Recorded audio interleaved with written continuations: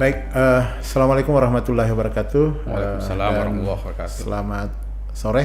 Selamat sore. Alhamdulillah pada hari ini Pollet pada edisi ketiga ini kehadiran tamu yang luar biasa. Jadi kalau yang pertama Pak Dirjen, yang kedua Ketua ISPI, sekarang Ketua Asosiasi Reproduksi Hewan ya. Indonesia. Jadi ya mudah-mudahan lah berkahnya dari masing-masing narasumber ini bisa tertular ke Fakultas Peternakan Unhas.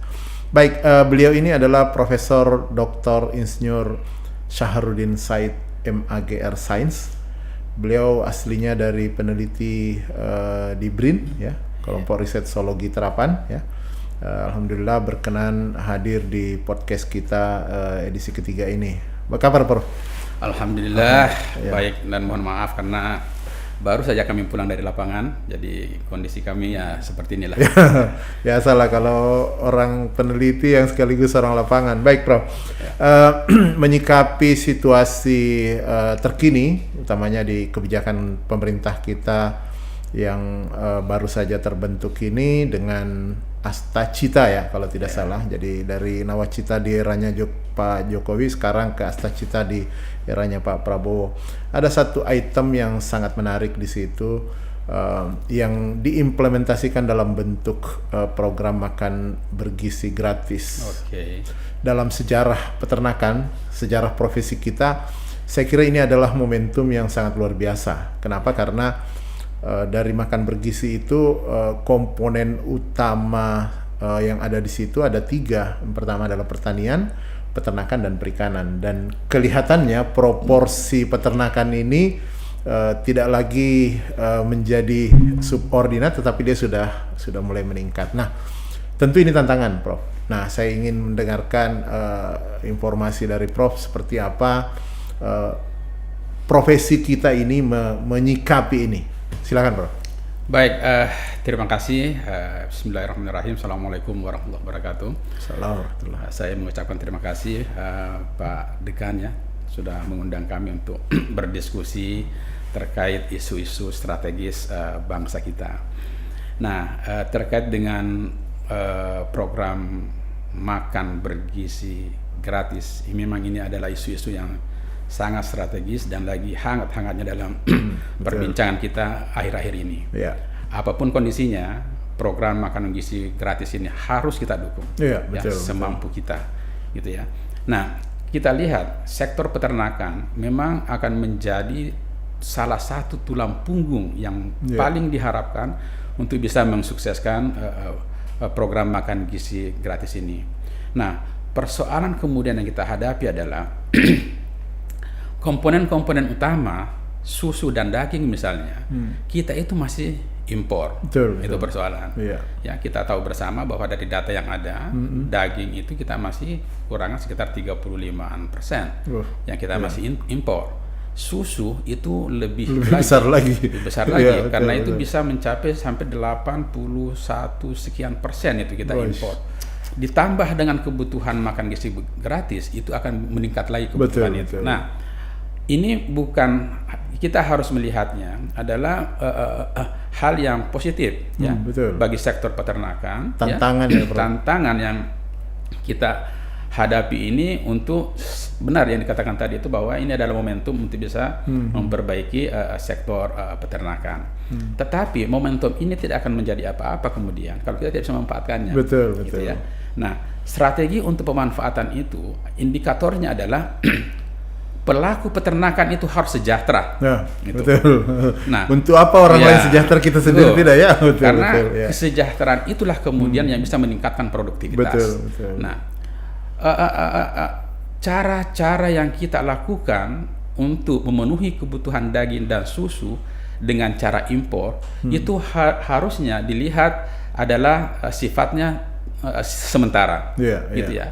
Karena swasembada sesungguhnya mengandung arti keberlanjutan. Iya, betul. Bukan sekedar memenuhi kebutuhan. Betul. Kalau memenuhi kebutuhan bisa kita dapatkan dari mana saja. Oke. Tetapi apakah kemudian itu bisa berlanjut? Iya. Ya? Misalnya ingin impor dulu kali ini, ya. Iya. impor ternak hidup sekitar 2 jutaan ekor gitu ya. Iya, betul. Sapi perah sekitar 1,2 jutaan. Betul. Kemudian sapi potong itu pedaging sekitar 800 ribuan. Iya. Oke, itu bisa menjadi salah satu cara untuk bisa mendapatkan populasi minimal Iya. untuk bisa memenuhi kebutuhan tahun-tahun berikutnya. Produksi ya, ya, oke. Yang menjadi masalah kemudian kalau impor ternak itu tidak dijadikan momentum untuk bisa memperbaiki populasi dan mutu genetik ternak kita di Indonesia dalam rangka pemenuhan kebutuhan makan bergizi gratis itu. Saya kira itu poinnya dulu. Berarti kata kunci yang Prof kunci di sini adalah keberlanjutan. Keberlanjutan. Jadi swasembada akan lebih bagus idealnya itu ketika dia berkelanjutan dan berkelanjutan itu kata kuncinya ada pada bagaimana kita mampu memproduksi sendiri pada akhirnya. Oke, saya kira itu saya kunci di situ. Nah, sekarang dengan tantangan ya kita tahu lah hampir semua kalau sapi potong ya itu 90 sekian persen itu kita ketahui bersama adalah peternakan rakyat. Sapi perah pun demikian adanya. Jadi industri-industri besar ini kan terbatas. Sementara kita sudah tahu bersama bahwa pada peternakan rakyat dengan situasi yang ada hari ini, artinya itu akan menjadi tantangan yang sangat besar sekali bagi kita, ilmuwan, pemerintah, untuk mentransformasi mereka ini ke menuju keberlanjutan tadi kata kunci. Nah, kira-kira menurut Prof sebagai seorang ilmuwan yang berkecimpung selama ini dalam proses transformasi peternak, terus apa kiat-kiat yang memungkinkan untuk kita bisa manfaatkan peluang ini? Inilah tantangan terbesarnya itu merubah pola peternakan rakyat menjadi semacam industri peternakan modern, kan begitu ya. Betul. Karena kalau masih industri peternakan rakyat, pola-polanya itu ternak-ternak yang dipelihara itu hampir seluruhnya itu underperformance, kan begitu ya. Jadi misalnya ternak itu dipelihara hampir dipelihara seadanya saja, gitu. Kemudian indikator-indikator seperti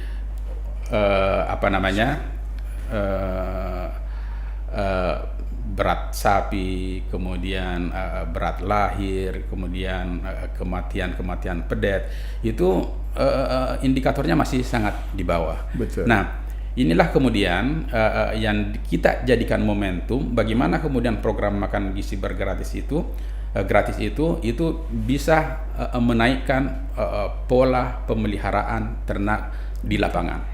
Nah, oleh karena itu mungkin untuk memenuhi kebutuhan program gizi makan bergizi gratis ini itu tentu membutuhkan anggaran yang besar sekali. Nah, dengar hampir 500 T nanti pada akhirnya.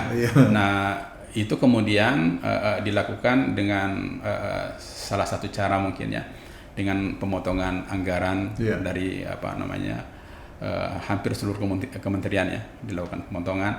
Nah, kita harapkan seperti ini, bahwa sektor-sektor yang mendukung program makan gizi gratis ini, utamanya dalam hal pemenuhan daging, susu, dan komponen-komponen untuk makan gizi gratis ini, beras dan sebagainya itu harusnya tetap bisa berjalan normal ya, seperti sebelumnya dalam rangka meningkatkan produktivitas untuk kebutuhan makan gizi gratis ini. Nah, tadi saya ke lapangan melihat beberapa kondisi di mana karena anggaran mereka terpotong, maka dikhawatirkan produktivitas itu menurun.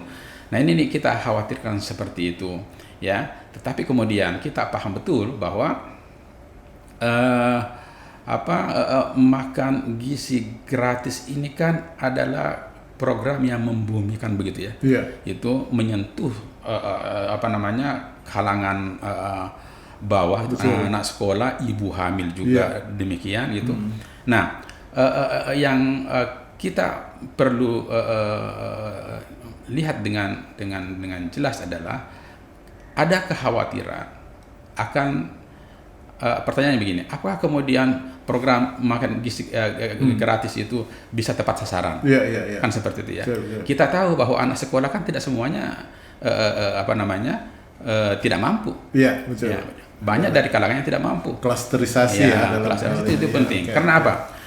kalau pemotongan anggaran dimaksud untuk efisiensi, maka saya berpendapat sesungguhnya efisiensi yang benar itu adalah ketika subsidi yang dilakukan itu tepat sasaran. Bukan pemotongan anggaran, tetapi subsidi tetap sasaran. Nah, seperti itu kira-kira ya.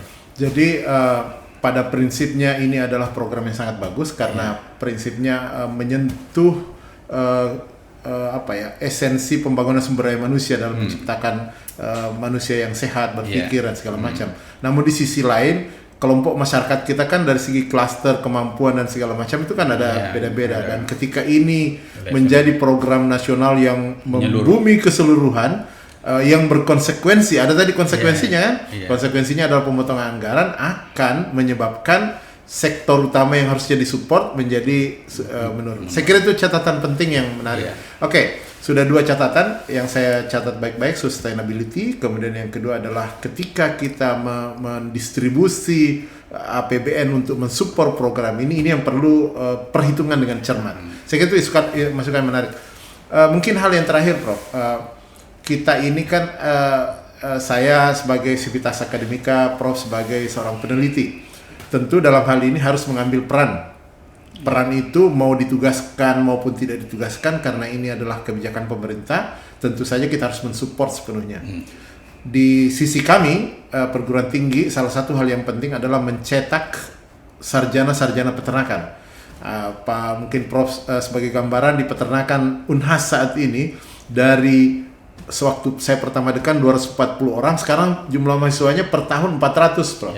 Ini bisa menjadi hal yang positif adanya ketika kita bisa mendorong mereka untuk terjun langsung dalam rangka transformasi tadi dari peternakan rakyat ke industri, itu bisa. Nah, sekarang kata kunci ketiga yang kita harapkan dari Prof, bagaimana peran perguruan tinggi dan peneliti dalam mentransformasi tugasnya dia dalam mencetak orang-orang ini, kaitannya dengan proses hilirisasi. Karena ini hal yang menarik ini bottleneck ini dalam proses pendidikan. Silakan, Prof.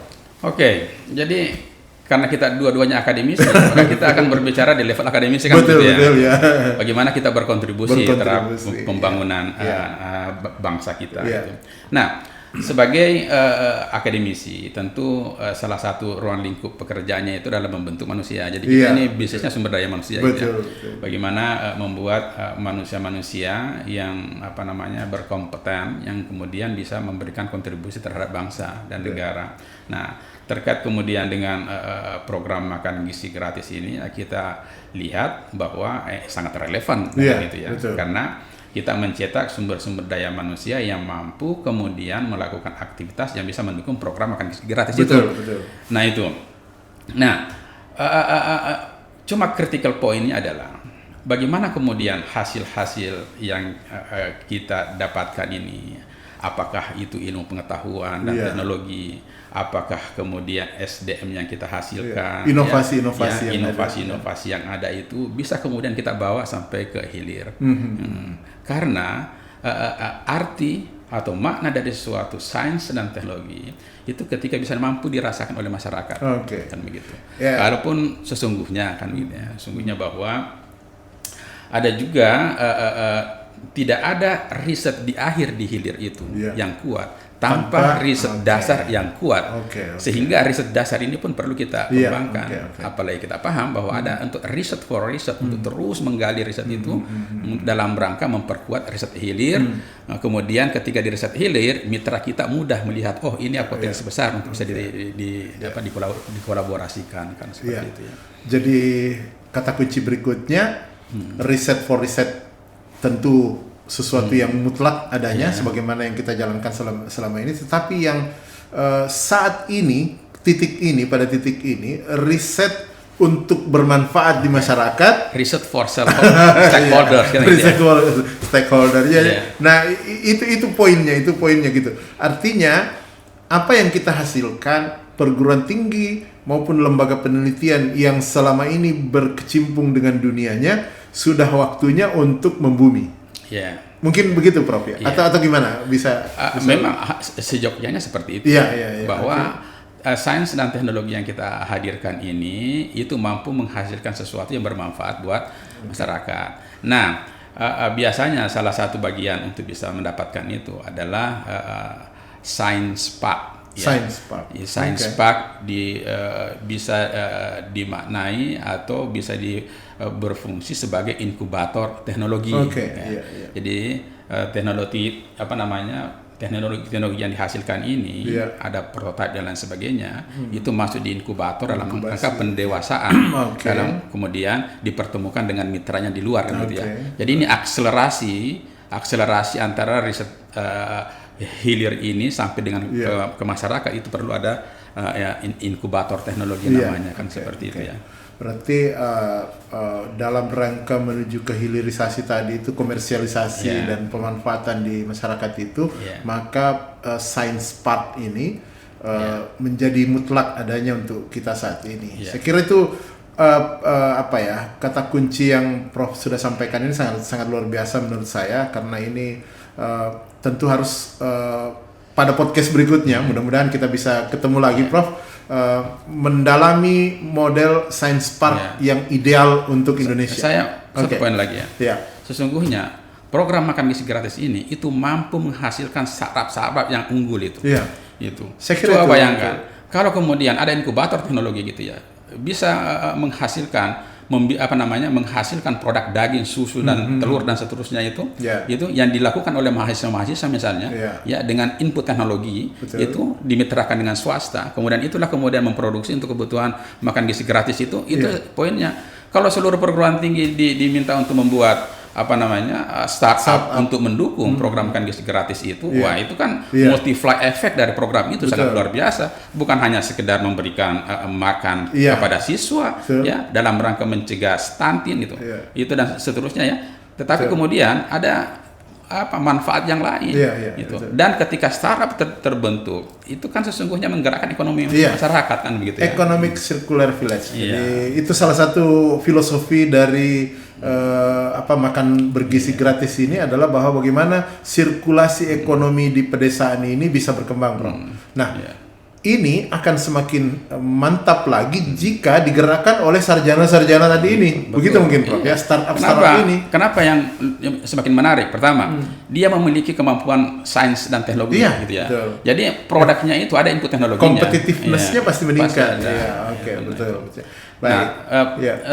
Sehingga kita lihat kita berada pada suatu titik di mana kita bisa melihat bahwa program makan gizi gratis ini, makan bergizi gratis ini adalah program yang menggerakkan seluruh sektor yang ada di Indonesia. Saya kira itu kata kuncinya, Prof. Terima kasih banyak. Tidak ada sektor yang tidak bergerak untuk itu. Betul. Ketika itu terjadi, maka off-taker sebenarnya dia akan menjadi off-taker, tapi dari off-taker ini akan menstimulasi hulu. Jadi tidak hanya pada ini, tapi ke hulunya akan bergerak, pertanian bergerak, peternakan bergerak, perikanan bergerak, dan kita sadar bahwa perikanan pertanian ini kan agrarisnya menjadi muncul betul. Saya kira begitu, Prof. Saya kira terima kasih banyak ini atas kesediaannya mengisi diskusi kita yang luar biasa pada hari ini. Mudah-mudahan ini akan memberi kontribusi pemikiran dan menjadi salah satu wujud pengabdian kami di Fakultas Peternakan. Jadi Polet ini, Prof, di bawah asuhan Laboratorium Penyuluhan dan Sosiologi Peternakan. Saya pas sekali. Terima kasih. Terima kasih. Assalamualaikum warahmatullahi wabarakatuh. Waalaikumsalam warahmatullahi wabarakatuh.